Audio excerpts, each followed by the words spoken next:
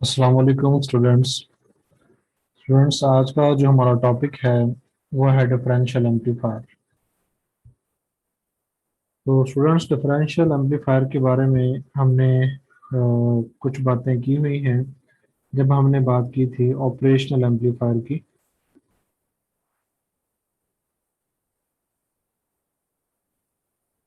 तो operational amplifier में हमने ये बात की थी कि ये डिफरेंशियल एम्पलीफायर है, ये ऑपरेशनल एम्पलीफायर का एक बिल्डिंग ब्लॉक होता है। अगर हम ऑपरेशन एम्पलीफायर को स्टेजेस में डिवाइड करें तो इसकी तीन जो है वो स्टेजेस बनती हैं। और उसकी जो पहली स्टेज है वो डिफरेंशियल एम्पलीफायर होता है। मतलब ये है कि जो हमारा डिफरेंशियल एम्पलीफायर है वो अ, हमारे ऑपरेशनल एम्पलीफायर की इनपुट स्टेज होता है। यानी हम कह सकते हैं कि differential amplifier is the is the input stage of the op amp. तो ऑप एम्प जो ऑपरेशनल एम्पलीफायर है उसकी जो इनपुट स्टेज है उसको जो है वो हम डिफरेंशियल एम्पलीफायर जो वो कहते हैं। और इसको जब हमने डिफाइन किया था तो उसमें ये बात हुई थी कि ये जो डिफरेंशियल एम्पलीफायर है इसकी जो स्पेशल प्रॉपर्टी होती है, इसका जो फंक्शन होता है वो ये होता है कि इसकी जो आउटपुट है वो जो इनपुट्स होती हैं, क्योंकि इसकी दो इनपुट्स होती हैं। अगर हम इसकी सिंबॉलिक डायग्राम बनाएं तो इसकी ये इनपुट्स हैं, एक इनपुट ये है, दूसरी इनपुट ये है। इसी तरह इसकी एक आउटपुट ये होगी और दूसरी आउटपुट जो है वो ये होगी। तो इसकी दो इनपुट्स हैं और दो जो है वो इसकी आउटपुट्स हैं। तो इसकी जो आउटपुट होती है वो फंक्शन होती है डिफरेंस ऑफ द इनपुट्स। तो ये इनपुट्स का जो डिफरेंस होता है उसको जो है ये एम्पलीफाई जो है वो करता है। तो इस लिहाज से जो हमारा डिफरेंशियल एम्पलीफायर है इसके दो जो है ऑपरेशनल मोड्स बनते हैं। एक जो इसका ऑपरेशनल मोड है वो ये है जिसको हम डिफरेंशियल मोड का नाम देते हैं। और इसमें क्या होता है कि जो टू इनपुट्स होती हैं वो एक दूसरे से डिफरेंट होती हैं। और अगर हम सेम इनपुट जो है वो दोनों इनपुट टर्मिनल्स को दें तो उसको हम फिर हम नाम देते हैं कॉमन मोड। तो इसको हम जो है वन बाय वन जो है वो देखेंगे, डिफरेंशियल मोड और इसका कॉमन मोड। तो चलें इसकी जो है वो जो सर्किट डायग्राम है उसको हम देखते हैं कि बेसिकली इसमें होता क्या है। तो ये स्टूडेंट्स आपके सामने एक डायग्राम जो है वो दिखाई गई है जिसमें दो ट्रांजिस्टर्स हैं Q1 और Q2। इनके जो अमीटर्स हैं वो आपस में कनेक्टेड हैं, यानी ये वाला मीटर और ये वाला जो मीटर है ये आपस में कनेक्टेड हैं। तो इस लाइन के साथ ये जो है आपस में कनेक्टेड हैं। और एक जो है वो रजिस्टर है जिसको हम RE का नाम देते हैं। तो इसके थ्रू ये जो है ये आपस में कनेक्टेड होते हैं। तो इसकी दो इनपुट्स हैं जैसे कि आपको डायग्राम में नज़र आ रहा होगा। एक इसकी इनपुट ये है, ये Q1 की बेस होगी, और एक इनपुट ये है जो कि Q2 की बेस होगी। और कलेक्टर पे आउटपुट हम इसके ले रहे हैं, ये जो हमारा Q2 है उसकी आउटपुट है, और ये जो हमारा Q1 है ये उसकी आउटपुट है। और इसी तरह जो कलेक्टर के साथ हमने रजिस्टर लगाया हुआ है दैट इज RC1 और RC2। तो Q1 के साथ जो हमने लगाया है वो RC1 होगा, और Q2 के कलेक्टर के साथ जो हमने रजिस्टर लगाया है वो RC2 होगा। और फिर यहाँ पर जो हमारी VCC जो पावर सप्लाई है वो मौजूद है। तब हम इसका एनालिसिस जो है उसको देखते हैं।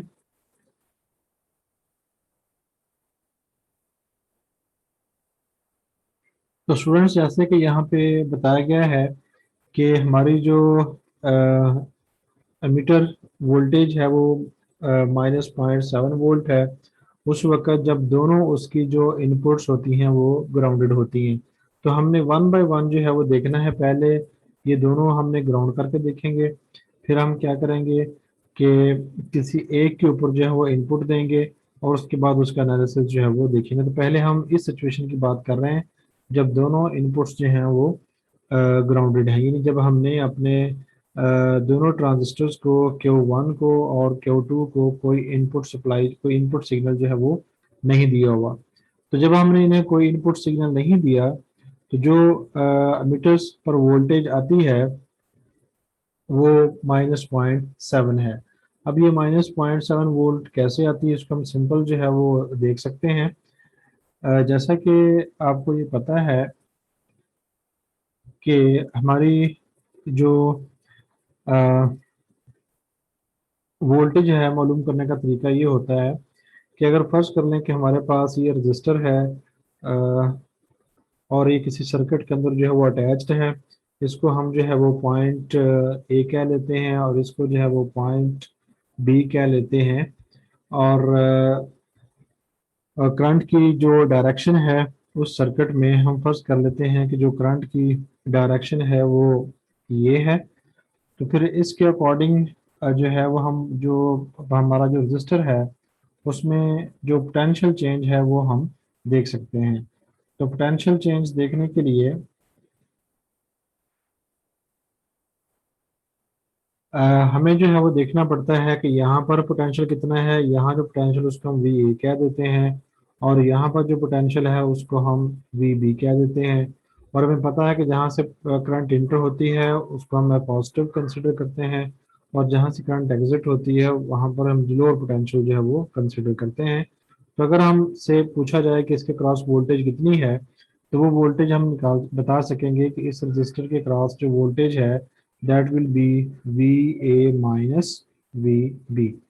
तो इसी टेक्निक को इस्तेमाल करते हुए हम जो वोल्टेज है यहाँ पर वो कैलकुलेट करेंगे। तो अब जो हमारे पास टर्मिनल्स मौजूद हैं ये हमारे पास जो है वो बेस टर्मिनल है और ये जो हमारे पास है वो मीटर टर्मिनल है। तो हम ये देखना चाहते हैं कि मीटर के ऊपर वोल्टेज जो है वो कितनी है। तो हमें पता है कि ये जो जंक्शन यहाँ पर इन्वॉल्व है वो बेस टू मीटर है, बेस टू मीटर। और बेस टू मीटर जो वोल्टेज होगी उसको हम वी बी ई से रिप्रेजेंट करेंगे। और आपको पता है कि ये हमारे पास एक पी एन जंक्शन है क्योंकि जो हमारी ये जो ट्रांजिस्टर है ये या तो होगा एन पी एन ट्रांजिस्टर या हमारा होगा पी एन पी ट्रांजिस्टर।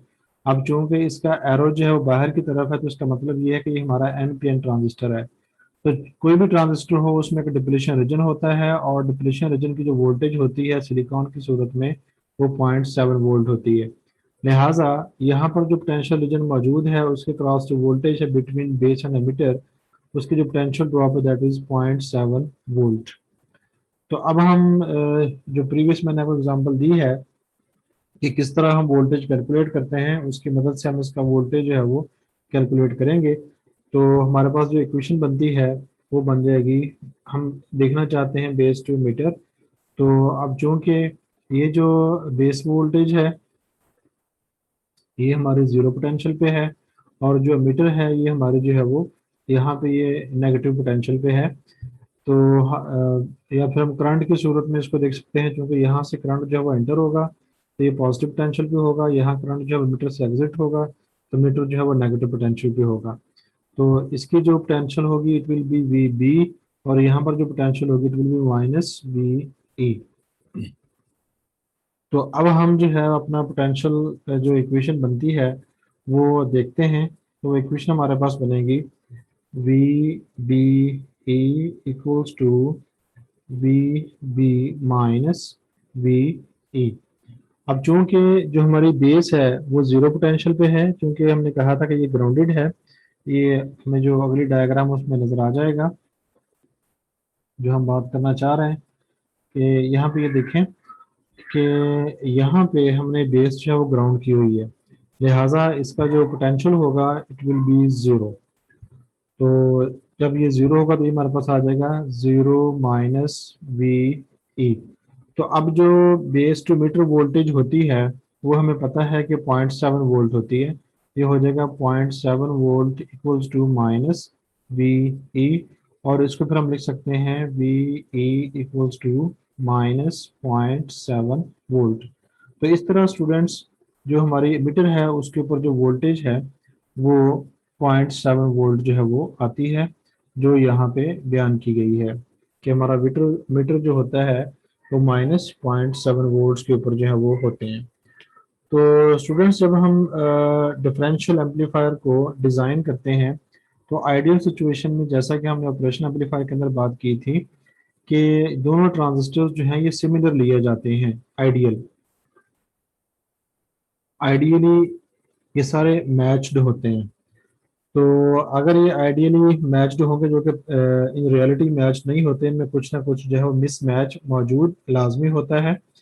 तो बहरहाल हम इनकी आइडियल सिचुएशन जो है वो डिस्कस कर रहे हैं। तो इस सूरत में जो यहाँ पे करंट होगी और जो यहाँ पे करंट होगी, दोनों करंट्स जो होंगी वो सेम होंगी, यानी एमीटर की करंट फर्स्ट ट्रांजिस्टर की will be equal to emitter current second transistor की।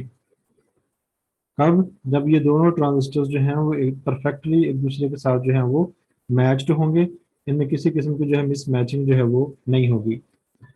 और जैसा कि आपको डायग्राम में ये नज़र आ रहा है कि ये दोनों जो करंट्स हैं, जो करंट यहाँ से आती है और जो करंट यहाँ से आती है, ये मिलके वो करंट बनाती हैं जो इधर करंट जो है वो जा रही है। तो इसलिए जो हमारी करंट है आई आर ई, यानी जो हमारे आर ई से करंट फ्लो कर रही है, वो होगी इन दोनों करंट्स का मजमूआ। और वो दोनों करंट्स जो हैं कितनी कितनी हो सकती हैं? डेफिनेटली ये जो टोटल करंट होगी, ये इनके जो भी करंट होगी इसका हाफ जो है वो इधर होगा और हाफ जो है वो इसका इधर होगा। तो इसलिए हम इसको लिख सकते हैं कि हमारे जो करंट है I1 और जो करंट है IE2, यानी ट्रांजिस्टर Q1 की करंट मीटर पर मीटर से जो करंट है और Q2 के मीटर से जो करंट है, वो जो रजिस्टर RI से करंट फ्लो कर रही है उसके हाफ के बराबर है। यानी इस करंट का हाफ जो है वो हमारे पास जो है वो Q1 के लिए होगा और Q2 के लिए होगा। तो अब हम स्टूडेंट्स बात करते हैं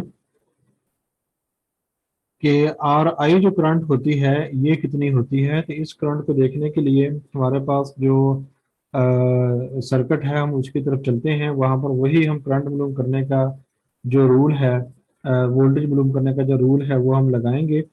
तो उससे फिर जो है हमारे पास जो है वो रिजल्ट आएगा। तो जो आर आई करंट है वो यहाँ से जो है वो फ्लो कर रही है। तो यहाँ पे हमारे पास दो पॉइंट्स बनते हैं, एक पॉइंट हमारे पास ये है, दूसरा पॉइंट हमारे पास ये है। तो अगर हम इसके ऊपर बात करते हैं पोटेंशियल चेंज की, तो वो हमारे पास हो जाएगी कि potential on the register R E will be equal to potential at the terminal V E minus V E E. तो चूंकि हमारे जो करंट है वो जो अपर टर्मिनल है वहां से एंटर हो रही है, यानी यहाँ से करंट जो है वो एंटर हो रही है और यहाँ से करंट जो है वो एग्जिट हो रही है, तो इसलिए हमने वी ई और माइनस वी ई जो है वो लिया है। तो अकॉर्डिंग टू ओहम्स लॉ जो हमारी करंट की वैल्यू होगी, वोल्टेज की वैल्यू होगी, वो होगी V sorry I R E, कि आर ई में से जो करंट फ्लो कर रही है वो और इसकी जो वैल्यू होगी वो, तो ये हमारे पास हो जाएगा V E minus V E E. तो जब हम इसको रीअरेंज करेंगे तो फिर हमारे पास जो है ये रिजल्ट जो है वो आ जाएगा जो यहाँ पर मौजूद है, यानी ये वाला रिजल्ट। तो ये रिजल्ट हमें कहाँ से आया, दोबारा हम उसको देख लेते हैं कि जो हमारा मीटर का रजिस्टर है, जिसको आपने सिर्फ वो रजिस्टर हम कर लेते हैं कि ये हमारे पास जो टर्मिनल था वो पोटेंशियल था वी ए के ऊपर, और ये वाला जो पोटेंशियल था ये था माइनस वी ई के ऊपर, और इसकी जो वैल्यू थी आर ई, और इसमें से जो करंट फ्लो कर रही है वो करंट है आई आर ई। तो जब हम पोटेंशियल का रूल यहाँ पे लगाते हैं तो हमारे पास जो रिजल्ट आता है वो ये होता है कि potential across V R E equals to potential at upper terminal minus potential at lower terminal। तो ये हमारे पास हो जाएगा आई आर ई और आर ई, और साथ जो है ये वोल्टेजेस आ जाएंगे। तो यहाँ से जब हम आई आर ई की वैल्यू निकालते हैं तो फिर हमारे पास जो है वो ये रिजल्ट आ जाता है। तो इस तरह हमारे पास जो है ये इक्वेशन जो है वो बनती है। अब चूंकि हमने बात ये की है कि दोनों जो हमारे इनपुट्स हैं वो ग्राउंडेड हैं, यानी यहाँ पे और यहाँ पे कोई वोल्टेज सिग्नल नहीं है, लिहाजा हमारी जो करंट इधर से आ रही है वही करंट जो है वो इधर फ्लो करेगी, तो जो करंट इधर आ रही है वही करंट जो है वो इधर फ्लो करेगी। तो इसलिए हम ये कह सकते हैं कि हमारी जो आई ई वन करंट है it is equal to I C one, और इसी तरह हम कह सकते हैं कि जो आई ई टू करंट है it is equal to I C two. तो ये जो रिजल्ट है यहाँ पे कि हमारी जो करंट होगी, जो कलेक्टर करंट होगी वो एमिटर करंट के बराबर होगी। और जो हमारी मीटर करंट होती है, जैसे कि हमने प्रीवियसली देख चुके हैं कि मीटर करंट जो होती है वो आर आई करंट से जो करंट गुजर रही है उसके हाफ के बराबर है। लिहाजा जो कलेक्टर करंट्स हमारी होंगी आई सी वन और आई सी टू वो भी इसके बराबर होंगी। उस वक्त होंगी जब हमने दोनों जो जो बेसिस हैं ट्रांजिस्टर की, ये भी ग्राउंड किया हुआ है और ये जो है इसको भी ग्राउंड किया हुआ है। तो इस सूरत में दोनों जो करंट्स होंगी, कलेक्टर करंट्स और एमिटर करंट्स, ये आपस में बराबर होंगी। तो ये हमारे पास रिजल्ट बनेगा। तो अब हम ये देखते हैं कि जो हमारी कलेक्टर वोल्टेज है वो कितनी है। तो इसको भी हम सिंपल वैसे ही सॉल्व कर सकते हैं जैसे हमने प्रीवियस बात की है। तो चलें इसको देखते हैं। तो यहाँ पे हमारे पास जो है उसका जो पोटेंशियल यहाँ पे होगा वही पोटेंशियल जो यहाँ पे होगा, क्योंकि हम बात कर रहे हैं कि ट्रांजिस्टर जो है वो Q1 और Q2 ये दोनों मैच्ड हैं, इसमें किसी किस्म का डिफरेंस जो है वो मौजूद नहीं है। तो अब अगर हम जो आर सी है या आर सी वन है इसके क्रॉस वोल्टेज चेंज देखना चाहते हैं तो उसी रूल को फॉलो करके हम वोल्टेज चेंज जो है वो निकाल सकते हैं। यानी हम लिखेंगे कि voltage cross R C one equals to voltage at higher potential, और हायर पोटेंशियल जो है वो हमारे पास है पॉजिटिव वीसीसी, क्योंकि यहाँ से करंट जो है वो एंटर हो रही है और लोअर से करंट जो है वो एग्जिट हो रही है। और जो लोअर पॉइंट है ये वाला, ये हमारे पास होगा कलेक्टर के साथ हमने इसको अटैच किया है, तो ये हमारे पास हो जाएगा वी सी वन। तो ये हमारे पास फिर हो जाएगा I C one R C one equals to V C C minus V C one. तो इस तरह जो है ये हम इसकी जो पोटेंशियल की चेंज है वो निकाल सकते हैं। तो हमारे पास जो रिजल्ट आता है वो हमारे पास फिर जो है वो ये रिजल्ट आ जाएगा। यानी हम अगर देखना चाहें कि वोल्टेज कितनी है तो उसी इक्वेशन को अगर हम देखें तो वो इक्वेशन हमारे पास ये बनी थी।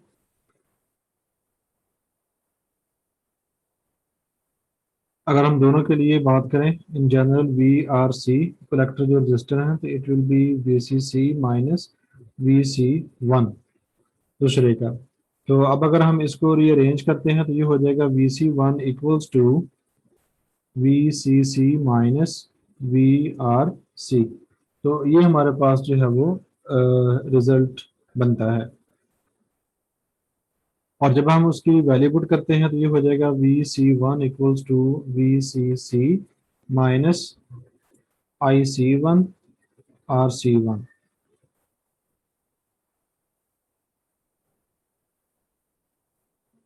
तो इसको दोबारा देख लेते हैं। यानी हमने बात की थी कि अगर हम निकालना चाहें वोल्टेज तो उसी रूल को फॉलो करेंगे। That will be V R C equals to V C C minus V C one. और इसके अंदर अगर हम वैल्यूज पुट करते हैं तो ये हमारे पास हो जाएगा वी सॉरी, यहाँ से जो है वो हम वी सी वन की वैल्यू निकालते हैं जो हमारा ऑब्जेक्टिव था।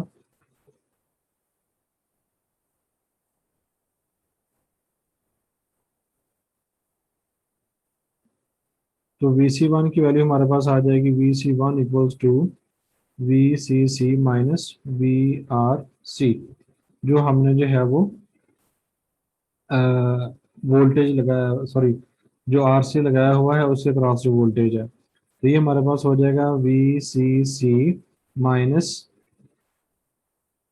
IC1 RC1। तो ये हमारे पास वोल्टेज आ जाएगी अक्रॉस C1। तो इसी तरह जो हमारा दूसरा ट्रांजिस्टर होगा उसके लिए भी हम सेम इक्वेशन जो है वो बना सकते हैं, तो वो भी इसी के बराबर होगा। और उसकी रीज़न भी यही होगी कि हमारी जो Q1 है ट्रांजिस्टर, वो Q2 के बराबर होगी।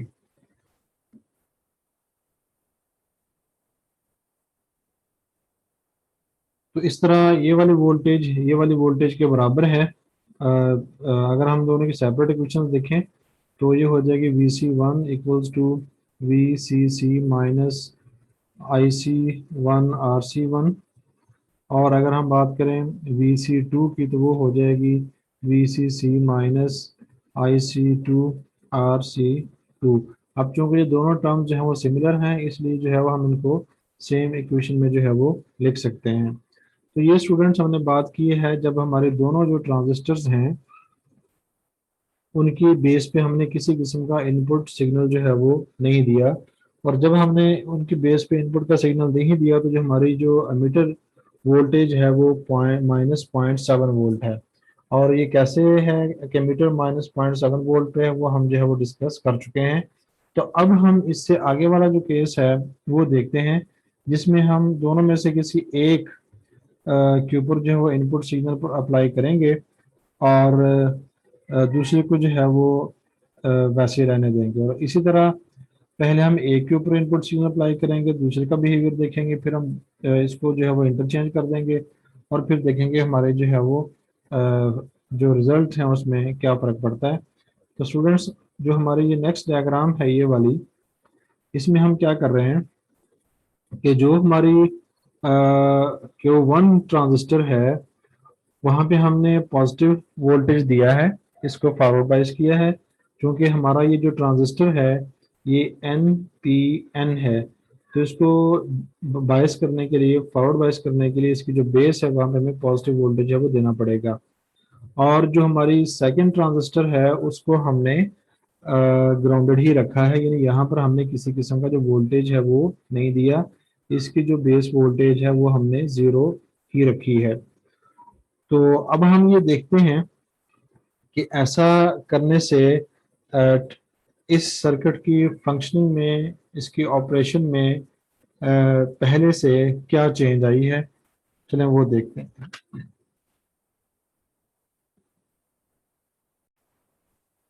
तो स्टूडेंट्स, हमने क्या किया है कि जो हमारी इनपुट 2 थी इज लेफ्ट ग्राउंडेड, उसको हमने ग्राउंडेड रहने दिया है। और एक जो पॉजिटिव थी हमारी इनपुट Q1 की, वहाँ पे हमने इनपुट वोल्टेज जो है वो दी है। तो ऐसा करने से क्या होगा, the positive voltage on the Q1 base increases IC1। तो इससे जो हमारी कलेक्टर करंट होगी Q1 की वो इंक्रीज करेगी, क्योंकि हमने उसकी बेस में इनपुट सिग्नल जो है वो अप्लाई कर दिया है। यानी जब हम यहाँ पे सिग्नल देंगे तो इसकी बाइसिंग की वजह से हमारी ये वाली जो करंट जो होगी, क्योंकि यहाँ पे इनपुट दे रहे हैं, तो इसलिए इसके इनपुट से जो हमारी आउटपुट करंट होगी वो इंक्रीज करेगी यहाँ पे। तो जब ये इनपुट करंट इंक्रीज करेगी, इनपुट वोल्टेज इंक्रीज करेगी, हमारी जो IC1 है वो भी इंक्रीज करेगी इनपुट सिग्नल की मौजूदगी में। लिहाजा हमारी यहाँ पे जो करंट फ्लो कर रही है उसकी वैल्यू जो है वो भी बढ़ेगी। और उस वैल्यू के बढ़ने से जो हमारी एमीटर के ऊपर वोल्टेज आ रही थी जो कि पहले थी 0.7, तो अब जो वैल्यू होगी वो बढ़ जाएगी। और वो वैल्यू कितनी बढ़ेगी, वो हमारे पास जो है वो इतनी वैल्यू जो है वो बढ़ेगी। क्योंकि पहले जब हमने इसकी वैल्यू निकाली थी तो उसमें ये था कि VE इक्वल्स टू VB की जगह हमने 0 लिखा था, 0 -0.7 वोल्ट, जब वो ग्राउंडेड थी। लेकिन अब चूंकि ये ग्राउंडेड नहीं है, इसकी कुछ ना कुछ जो है पॉजिटिव वैल्यू होगी, जिसकी वजह से ये डिफरेंस जो है हमें ये बताएगा for positive non zero values कि हमारा ये जो मीटर वोल्टेज है इसकी वैल्यू जो है वो इंक्रीज कर जाएगी। तो अब यहाँ पे जब जो हमारी बेस है उसकी वोल्टेज पॉजिटिव नॉन जीरो होगी, तो हमारी जो मीटर वोल्टेज होगी वो इंक्रीज करेगी। तो इन सिंपल वर्ड्स आप ये भी कह सकते हैं कि जब हम इनपुट सिग्नल यहाँ पे देंगे तो इनपुट सिग्नल से यहाँ पे करंट इंक्रीज करेगी, और करंट के इंक्रीज करने से जो अमीटर पे हमारी वोल्टेज आएगी वो भी जाहिर बात है अकॉर्डिंग टू ओहम्स लॉ वो इंक्रीज करेगी। तो इस तरह हमारी मीटर पे जो वोल्टेज है वो इंक्रीज कर जाती है। तो ये जो पॉइंट है वो यहाँ पे मेंशन किया गया है कि जब हम Q1 को बाइस करते हैं, पॉजिटिव वोल्टेज देते हैं, तो हमारी जो IC1 है वो करंट इंक्रीज करती है, और उस करंट के इंक्रीज करने से हमारी मीटर करंट जो है वो भी इंक्रीज हुई है। और चूंकि दोनों करंट्स आपस में इक्वल हैं, ये वाली करंट और ये वाली करंट जो है ये आपस में इक्वल हैं, तो अगर हमारी एक करंट इंक्रीज कर रही है तो इसका मतलब ये है डेफिनेटली दूसरी करंट जो है वो भी इंक्रीज करेगी, और इसकी वजह से जो हमारी मीटर पे वोल्टेज है वो भी इंक्रीज कर जाएगी। लेकिन जो हमारी Q2 पे वोल्टेज होगी, वो वोल्टेज जो है वो डिक्रीज हो जाएगी। वो वोल्टेज कैसे डिक्रीज होगी, बायस वोल्टेज, उसको भी हम देख लेते हैं। तो यहाँ पे अगर हम वोल्टेज चेंज निकालना चाहते हैं तो हमारे पास जो रिलेशन था वो यही था, V B E equals to V B minus V E, ये हमारे पास जो था वो रिजल्ट था। अब चूंकि जो हमारी मीटर वोल्टेज है वो इंक्रीज कर गई है, तो इसका मतलब फिर ये हुआ कि ये डिफरेंस जो है ये डिक्रीज कर जाएगा, यानी हमारी जो बेस टू मीटर वोल्टेज है फॉर Q2 ट्रांजिस्टर वो डिक्रीज कर जाएगी। तो Q2 की जो बायस वोल्टेज है ये डिक्रीज करेगी, और जब इसकी बायस वोल्टेज डिक्रीज करेगी तो इसके कलेक्टर पर जो करंट हमारी IC2 आ रही है वो भी डिक्रीज कर जाएगी। तो इसलिए यहाँ पे स्टेटमेंट जो है वो ये लिखी हुई है कि दिस सेक्शन, एक जो हमारा और उसके अगर हम लेफ्ट टू को ग्राउंडेड रहने देते हैं और जो हमारी Q1 है वहाँ पे पॉजिटिव वोल्टेज अप्लाई करते हैं, तो इससे होगा क्या कि हमारी जो मीटर वोल्टेज है वो इतनी इंक्रीज कर जाएगी, और Q2 की जो बायस वोल्टेज है वो डिक्रीज हो जाएगी, जिसकी वजह से जब बायसिंग वोल्टेज डिक्रीज होगी तो जो उसके करस्पॉन्डिंग जो कलेक्टर होगा IC2 वो भी करंट डिक्रीज कर जाएगा। अब जरा हम इस इक्वेशन की मदद से इसको देखें कि अगर हमारी IC1 जो है वो डिक्रीज कर रही है, तो IC1 के डिक्रीज करने से जो VC1 है वो इंक्रीज करेगा। चूंकि जब हमारी IC जो है वो IC1 डिक्रीज करेगी, सॉरी, जब हमारी मीटर करंट इंक्रीज हुई थी, यानी जब हमने इसको बायस किया था IC1 इंक्रीज करेगी, तो ये वाला फैक्टर जो है वो इंक्रीज होगा। जब ये वाला फैक्टर इंक्रीज होगा तो ये डिफरेंस जो है वो डिक्रीज होगा। तो हम ये कह सकते हैं कि IC1 causes a decrease in VC1, यानी कि इसके बढ़ने से इस डिफरेंस की वैल्यू जो है वो कम होती है, तो हम ये कह सकते हैं कि VC1 जो है वो डिक्रीज कर गया है। तो अगर हम इसका दूसरा पहलू देखें, हमने भी देखा कि जब हम Q2 को जो है वो ग्राउंडेड रखते हैं तो इसकी बायस वोल्टेज जो है वो डिक्रीज हो जाती है। बायस वोल्टेज के डिक्रीज होने से इसकी जो कलेक्टर करंट है वो भी डिक्रीज हो जाती है। लिहाजा कलेक्टर करंट के डिक्रीज करने से जो VC2 कलेक्टर पे वोल्टेज है Q2 के ऊपर वो इंक्रीज कर जाएगी, यानी IC1 के बढ़ने से उसकी करस्पॉन्डिंग वोल्टेज जो है वो डिक्रीज होती है, और IC2 के डिक्रीज होने से उसकी करस्पॉन्डिंग वोल्टेज जो है वो इंक्रीज होती है।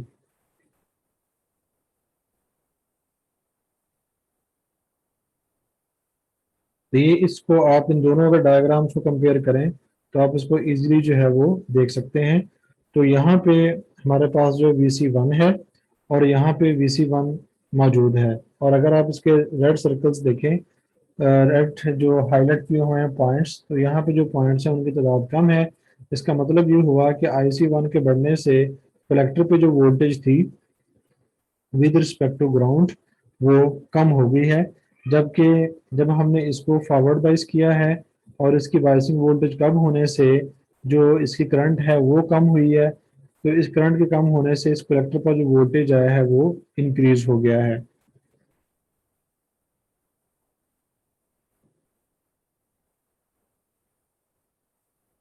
तो अगर हम उसका जो अभी हमने बात की, अगर हम उसका रिवर्स देखें तो इसमें आप ये देख सकते हैं कि इसमें हम जो है वो क्यू वन को जो है वो ग्राउंड कर देते हैं। पहले हमने क्यू टू ग्राउंड किया था, तो अब हम जो है वो जो क्यू टू है उसको इनपुट सिग्नल देते हैं। तो अब जो हमारा बिहेवियर होगा, जो सर्किट का ऑपरेशन होगा, वो बिल्कुल इस सिचुएशन के ऑपोजिट होगा। तो उसको जो है वो आप यहाँ से रीड आउट जो है वो कर सकते हैं।